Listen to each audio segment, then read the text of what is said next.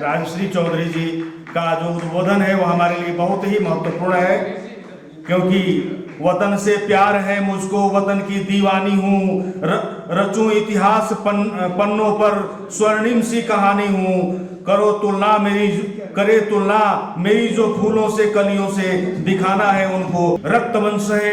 आपका यहाँ आपकी उपस्थिति हमें गौरवान्वित कर रही है और हम चाहते हैं कि इस अवसर से आप आए और हमें एक उद्बोधन के माध्यम से इस अभियान को गति देने का प्रयास करें। सुश्री राजश्री चौधरी जी। आप सभी को नमन और निर्विकल्प फाउंडेशन को बहुत बहुत बधाई। हमारा सुभाष, आप सभी का सुभाष कल जन्म लिए थे और आज पहला दिन अगर कोई अच्छे ढंग से अच्छा प्रयास किए हैं उनका जन्मदिन मनाने का, वो निर्विकल्प फाउंडेशन किए हैं। तो इसीलिए आप सभी को बधाई, ऑर्गेनाइजर्स को। हमको चाहत जी ने पूछे कि दीदी आप कब बोलना चाहेंगे, तो हमने बोला सबसे लास्ट, क्योंकि देवता का पहले आह्वान होता है, उसके बाद मंत्र पाठ से उनका आचमन होता है, उनका पूजन होता है, उनका अर्चन होता है, उनका बंधन होता है, उनका आरती होता है, लास्ट में प्रसाद मिलता है और वो प्रसाद लेके सब घर में जाके ये पूजन का याद करते हैं। तो इसलिए हमने बोले कि प्रसाद वितरण का काम हमारा हाथ में सौंप दो कि हमको ये भाग्य, सौभाग्य मिल जाए। तो हमारा ये सौभाग्य है कि आज के दिन आप सभी को संबोधित करने का हमारा मौका मिला, क्योंकि आज के दिन जो है, आज बहुत महत्वपूर्ण दिन है। आज बालिका दिवस भी है और सुभाष जी ऐसे शख्सियत थे कि महिलाओं को सम्मानित करते हुए पहला, अगर सारा दुनिया में कोई महिलाओं के लिए मिलिट्री रेजिमेंट किए थे तो वो सुभाष जी किए थे, Rani Jhansi regiment. It was an official military regiment in a सरकार। सुभाष जी कोई आजाद हिंद फौज प्रतिष्ठा नहीं किया, सिर्फ हमारा आजाद हिंद सरकार का प्रतिष्ठाता है, हमारा प्रथम राष्ट्र प्रधान है। अगर नॉन कॉमनवेल्थ सरकार कोई अभी भी है तो वो आजाद हिंद सरकार है, जो ब्रिटेन का अधीन में सरकार नहीं है और भारत का आजादी का प्रतीक है, वो आजाद हिंद सरकार है।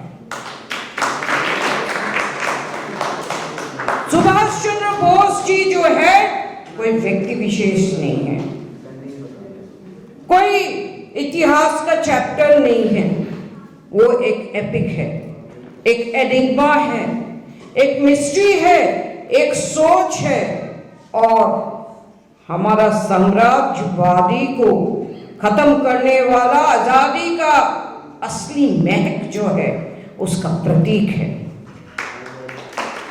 सुभाष जी देश का जान है बोल के तो उन्होंने संबोधित किया सारा देशवासियों को जो एनआरआईज थे। वो नहीं बोला कि तुम हमको खून दो हम तुमको आजादी देंगे। वो बोला in his famous speech called the price of liberty कि आजादी का देवी को खून चाहिए। आप सभी तो आजाद हिंद फौज में ज्वाइन किए हैं, लेकिन आजादी का देवी को खून चाहिए। ये खून जो है सुइसाइड स्क्वाड के लिए चाहिए। और जब आप सुइसाइड स्क्वाड में नाम लिखोगे, it is an agreement with death, so you have to sign with your blood। आप लोग सुन नहीं रहे हो, आजादी का देवी बोल रहे हैं, तुम मुझको खून दो, हम तुमको आजादी दूंगा। ये बोलते ही तुरंत हजारों लोग, हजारों नौजवान रेडी हो गए सुसाइड स्क्वाड में ज्वाइन करने के लिए, देश के लिए प्राण देने के लिए रेडी हो गया। और अपना खून से ये सारा युवाएं अपना सिग्नेचर दिया। और ये आजाद हिंद फौज जो है,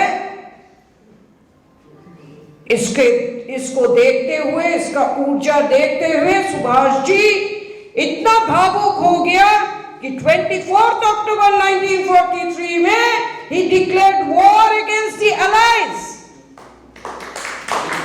The first head of state, अभी भी हमारा भारत में हेड ऑफ गवर्नमेंट है, हेड ऑफ स्टेट नहीं है, because we are a commonwealth nation। अब लेकिन आजाद हिंद सरकार का राष्ट्रप्रधान हमारा प्रथम सुप्रीम कमांडर सिर्फ नहीं थे, he was the head of state। He declared war against the allied forces and he was the only leader who declared war against the allied forces। और आजाद हिंद फौज आगे बढ़ते गया, आगे बढ़ते हुए ब्रिटिश आर्मी को हराते गया। जबकि हिटलर, जापान और जितना सारा दुनिया में एंटी अलायंस जितना नेशंस था सब सरेंडर कर दिया।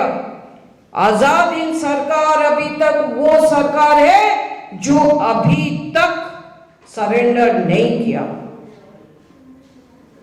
हमारा पास हिस्ट्री जो है अधूरा है। यह आजाद हिंद सरकार हमारा निजी सरकार है, भारत का सरकार है जो कॉल किया था सीज फायर का। सुभाष जी जब मोइरांग तक हम लोग जीतते हुए आगे बढ़ते गया ब्रिटिश आर्मी का अगेंस्ट में, तो जयचंद बोल के बहुत बार इधर स्पीच हुआ है। कुछ ऐसे जयचंद जाके ब्रिटेन को बोला, आजाद हिंद सरकार के पास, आजाद हिंद फौज के पास और 2 दिन का रसद है, असम तक अगर रीच कर गया या आजाद हिंद फौज तो इंडियन आर्मी विल रिवोल्ट। और सुभाष जी आगे बढ़ते जाएंगे, माला पहनते जाएंगे, सारा देश, अखंड भारत पूरा नॉन ब्रिटिश रूल हो जाएंगे और आजाद हिंद सरकार टेक ओवर कर लेंगे।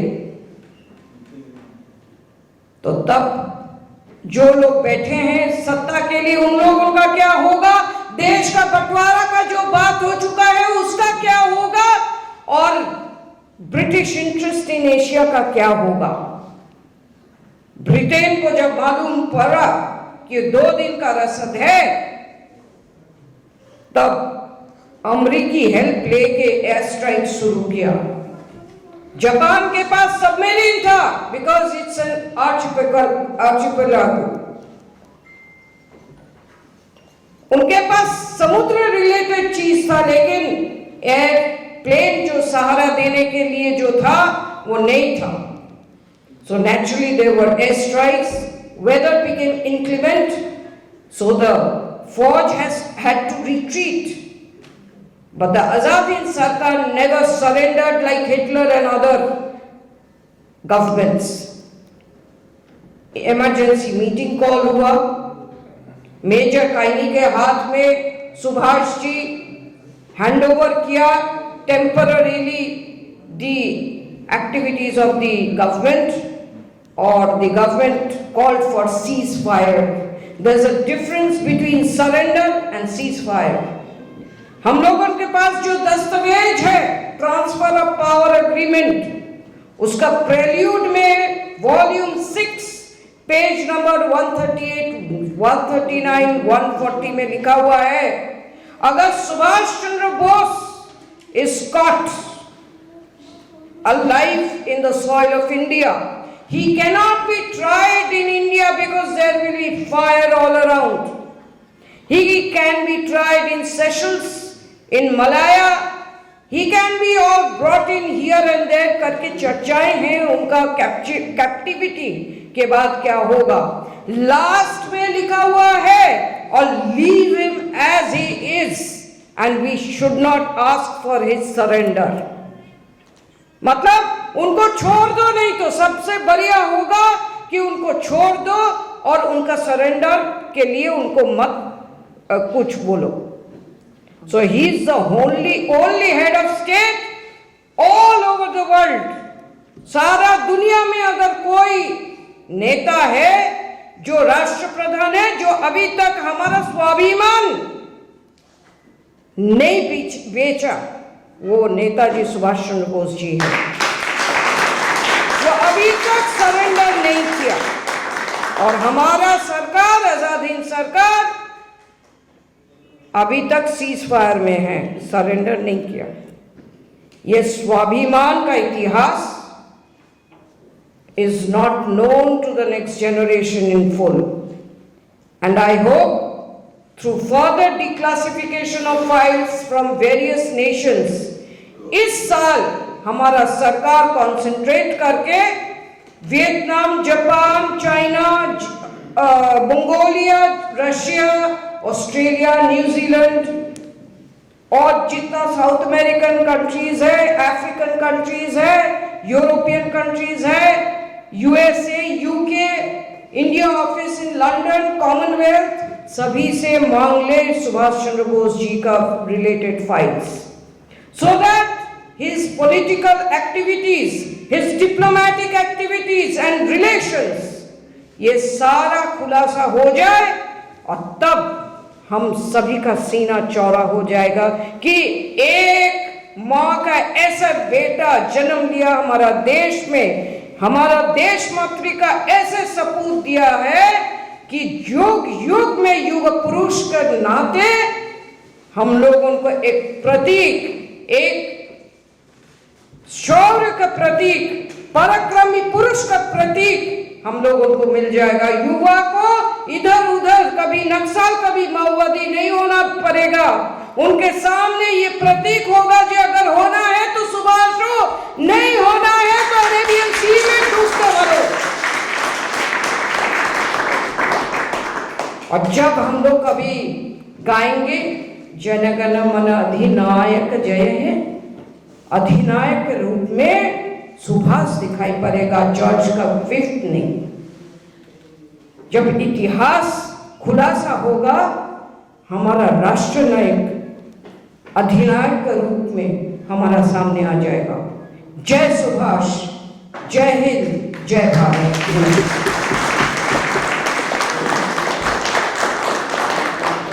बहुत अच्छा, भारत हमको ले जाएंगे और ये विचार यात्रा चलेगी। हम लोगों ने सारे निर्विकल्प के जो साथी हमारे हैं वो आ रहे हैं, धीरज तिवारी जी, आदरणीय पवन श्रीवास्तव जी, आप भी आ रहे हैं, आप हमारे मार्गदर्शक हैं।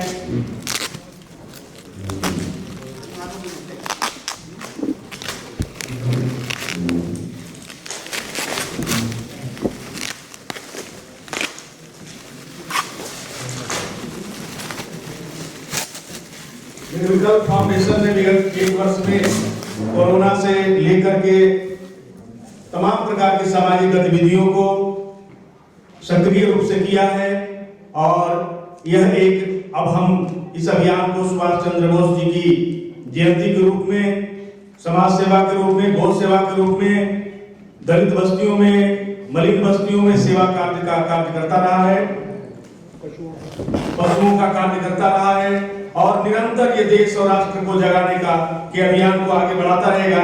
आप सबका सानिध्य, सब प्रेम अपेक्षित है, और इस यात्रा को हम बढ़ाते रहेंगे। तो ये निर्विकल्प यात्रा नामक पुस्तिका का विमोचन हो रहा है। हम सभी अतिथियों का पुण्य कार्य के लिए धन्यवाद करते हैं।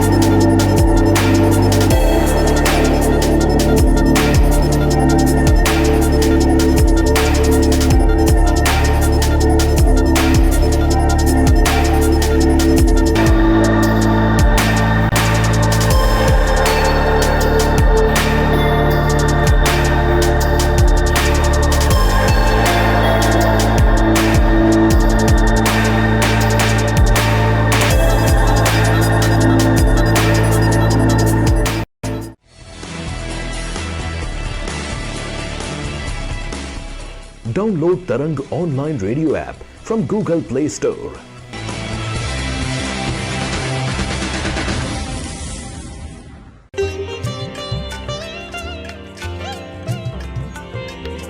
You are listening to Tarang Devotional Online Radio.